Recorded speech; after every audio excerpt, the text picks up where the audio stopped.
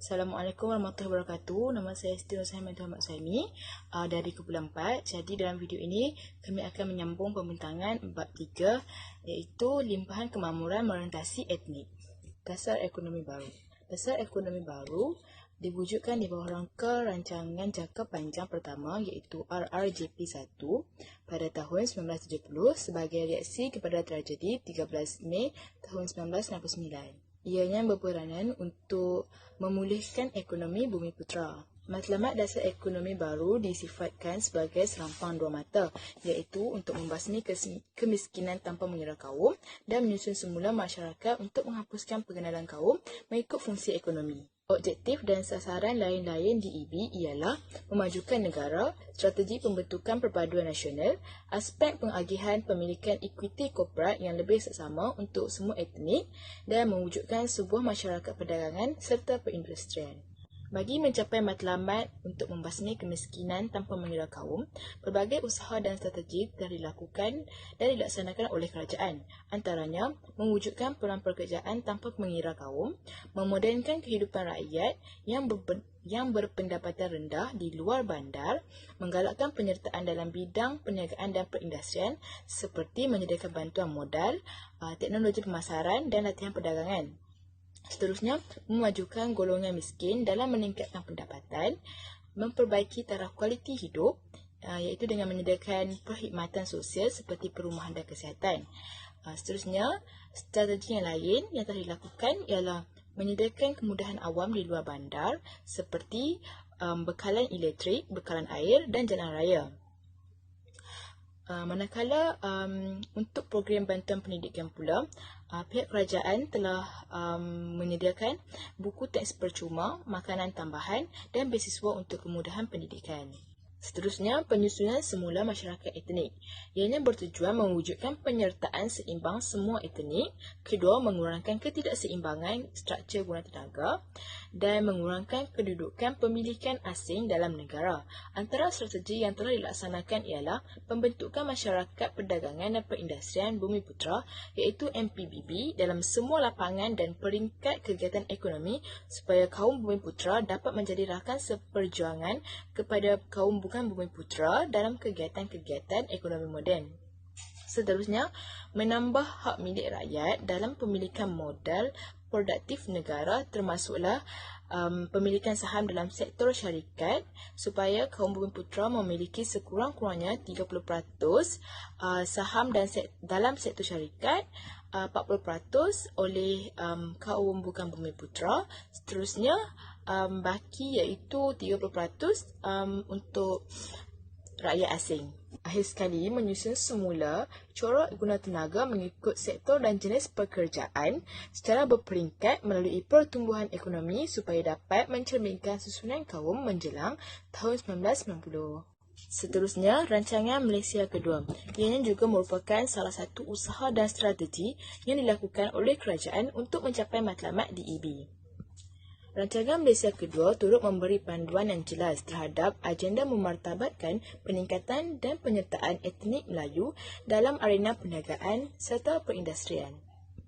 Ianya bagi mewujudkan satu MPBB iaitu satu Masyarakat Perindustrian dan Perdagangan Bumiputera. Antara tiga langkah yang difokuskan oleh kerajaan ialah bantuan kewangan dan latihan seperti mewujudkan tempat perniagaan yang sesuai di bandar-bandar. Seterusnya, usaha sama dengan etnik lain bagi memperoleh pengetahuan, pengalaman dan pasaran. Akhir sekali, menggalakkan pertumbuhan perusahaan kecil dan berusaha menukar sikap etnik Melayu agar cenderung ke arah membentuk budaya perniagaan dan perusahaan. Akhir sekali, banyak agensi diwujudkan oleh kerajaan untuk memberi peluang kepada kaum Bumiputera untuk menjalankan perniagaan sendiri.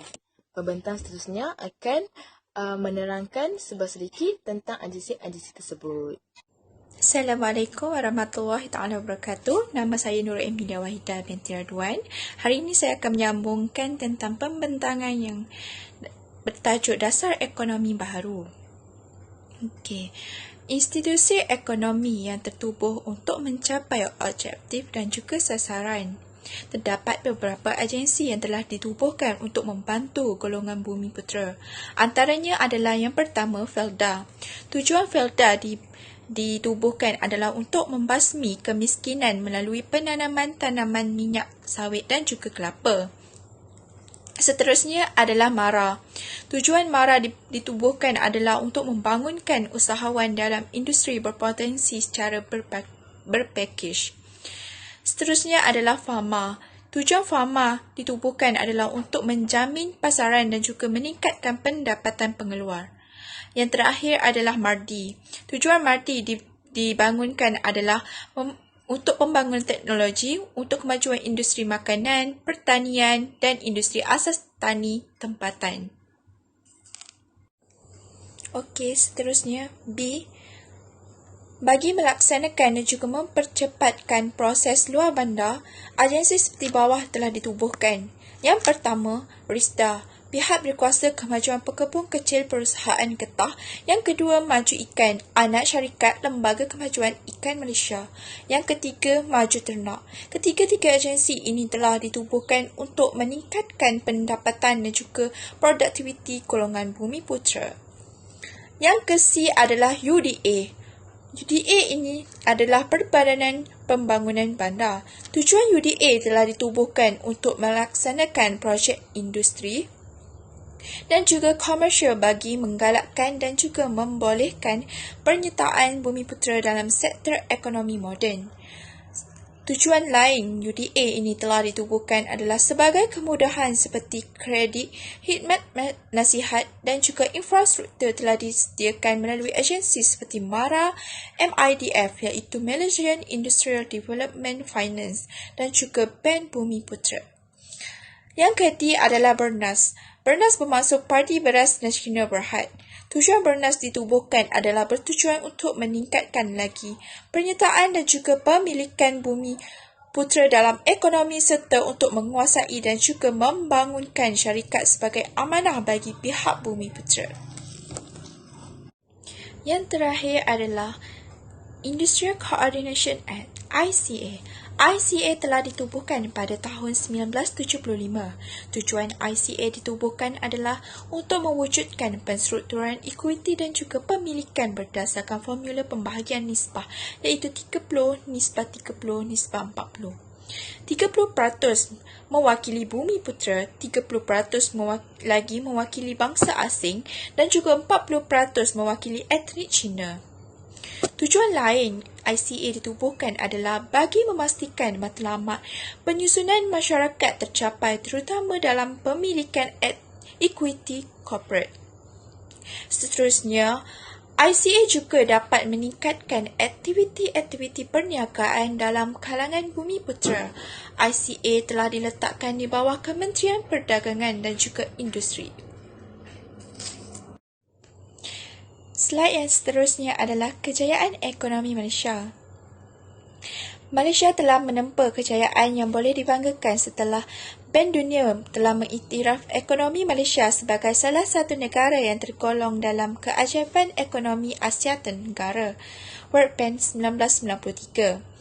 Yang pertama, menurut Snodgrass 1955, ekonomi Malaysia merupakan kejayaan pembangunan ekonomi dalam masyarakat multi-etnik. Yang kedua, menurut Chowdhury dan Islam 1966 dan Ahluja 1997 pula, bahawa Malaysia negara yang berjaya capai pertumbuhan dengan agihan. Yang ketiga, menurut Arthur Corella dan Minen 1999 yang menyatakan bahawa Malaysia merupakan salah satu negara yang mempamerkan kisah kejayaan pembangunan. Apa yang dapat kita simpulkan daripada kejayaan Malaysia adalah Malaysia telah dipertimbangkan sebagai model untuk diikuti negara lain yang sedang membangun. Okey, terdapat 3 perspektif yang dapat dikategorikan dalam kejayaan Malaysia. Okey, yang pertama, pertumbuhan dan juga perubahan struktur ekonomi yang pesat. Sejak merdeka pada pertumbuhan ekonomi di Malaysia boleh dibanggakan, di mana walaupun berdepan dengan pelbagai kitaran dan juga perniagaan dan turun naik ekonomi, khususnya semasa berlakunya kemelesetan ekonomi pada tahun 1980-an hingga hujung 1990-an. Yang kedua adalah pembangunan manusia dan juga pengurangan kadar kemiskinan. Pencapaian yang amat membanggakan Malaysia iaitu apabila pertumbuhan pesat ekonomi Malaysia dalam tempoh 4 dekad yang lalu telah berjaya diterjemahkan kepada pengurangan kadar kemiskinan dan kemajuan dikurangkan dengan ketara iaitu daripada 52.4% pada tahun 1970 kepada 17.1% pada tahun 1990. Yang terakhir adalah kualiti hidup yang meningkat disebabkan pertumbuhan dan juga peningkatan yang tinggi sejak daripada 4 dekad yang lalu yang telah menyebabkan kualiti hidup rakyat Malaysia semakin meningkat. Ia juga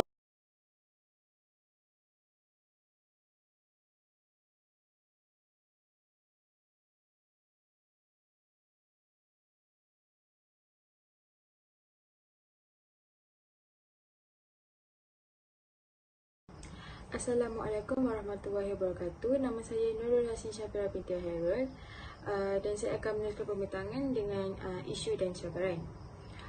Ekonomi Malaysia telah mempamerkan prestasi yang membanggakan dari segi kepesatan pertumbuhan ekonomi, pengurangan kadar kemiskinan dan juga peningkatan kualiti hidup rakyat.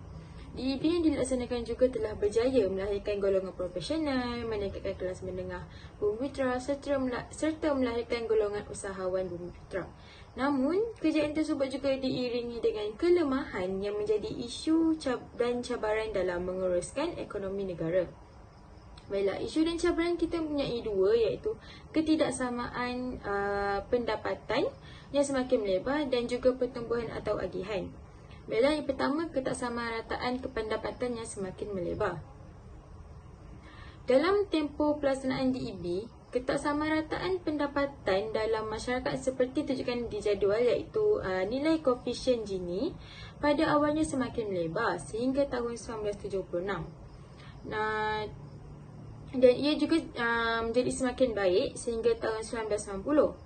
Walau bagaimanapun, semenjak tahun 1990, agihan pendapatan memperlihatkan keadaan yang semakin buruk dengan jurang pendapatan antara yang kaya dengan yang miskin semakin melebar semula. Jadi selepas tahun 1990, kita boleh tengok ketaksamarataan agihan pendapatan juga didapati semakin buruk dalam kalangan kumpulan etnik. Semenjak didapati semakin buruk dalam kumpulan etnik, sejak tahun 1990, ketaksamarataan agihan pendapatan dalam kalangan etnik Melayu, Cina dan India semakin melebar. Pada tahun 2004, nilai koefisien Gini bagi kumpulan etnik Melayu, Cina dan India ialah masing-masing 0.452, 0.446 dan 0.425. Jadi kita juga dapat perhatikan bahawa ketidaksamarataan agihan pendapatan dalam setiap kumpulan etnik tersebut adalah lebih buruk jika dibandingkan dengan keadaan pada awal tahun kemerdekaan iaitu tahun 1957.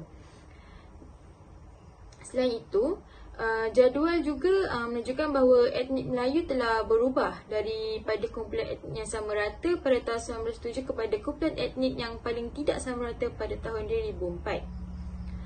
Dan seterusnya kita boleh tengok pada nisbah ketaksamaan pendapatan, isi rumah bandar dengan isi rumah luar bandar. Jadi kita dapat tengok di jadual di mana nisbah jurang pendapatan antara bandar dengan luar bandar pula telah menurun antara 1970 dan tahun 1990, tapi selepas tahun 1990 jurang tersebut telah meningkat.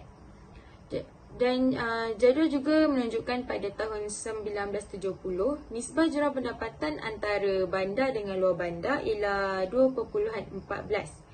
Dan nisbah ini telah mengecil kepada 1.70 pada tahun 1990. Tetapi kemudiannya meningkat kepada 2.11 pada tahun 2004. Dan pada tahun 2004 juga, jurang pendapatan antara bandar dengan luar bandar hampir kembali kepada keadaan asal pada tahun 1970.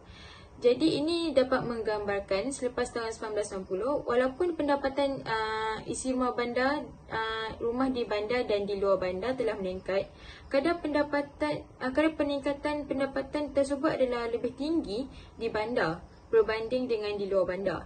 Maksudnya, masalah ketaksamarataan pendapatan antara bandar dan luar bandar masih merupakan antara masalah yang perlu ditangani.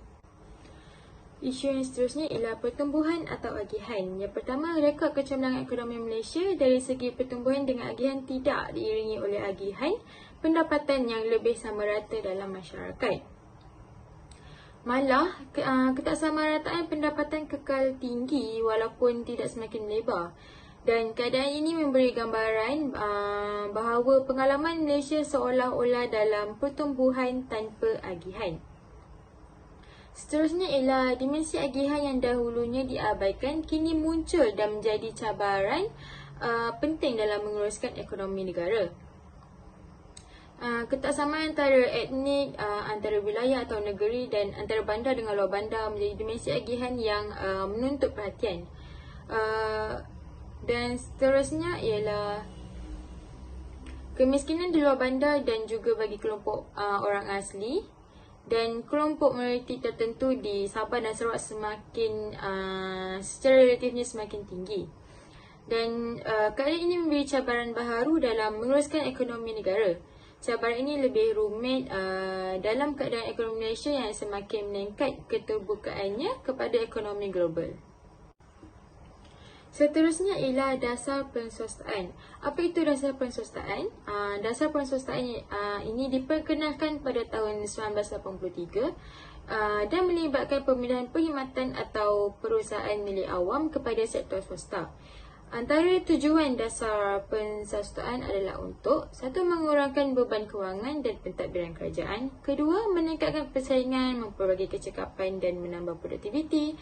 3. Merangsang pelaburan dan keusahawanan persendirian. 4. Mengurangkan bilangan dan saiz sektor awam. Dan yang kelima ialah membantu pencapaian maklumat DAB. Jadi selain daripada mengurangkan beban kewangan kerajaan, dasar penswastaan bertujuan untuk meningkatkan kecekapan dan produktiviti yang merupakan elemen penting dalam meningkatkan pertumbuhan ekonomi. Dan tujuan kelima dasar penswastaan memastikan bahawa melalui proses penswastaan, kerajaan dapat menggalakkan lebih banyak penyertaan syarikat swasta, bumi putra atau bilangan pengurus-pengurus bumi putra bagi memenuhi matlamat DAB. Dan golongan berputra juga akan lebih berpeluang untuk terlibat dalam sektor perindustrian.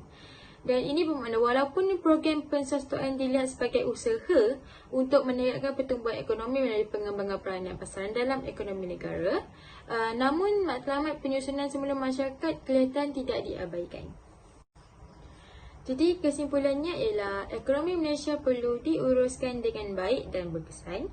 Hal ini memerlukan bukan sahaja kepada agenda memacu ekonomi negara agar tumbuh pesat, tetapi juga memerlukan agenda agihan kekayaan agar hasil daripada pertumbuhan ekonomi tersebut dapat dinikmati secara adil oleh masyarakat.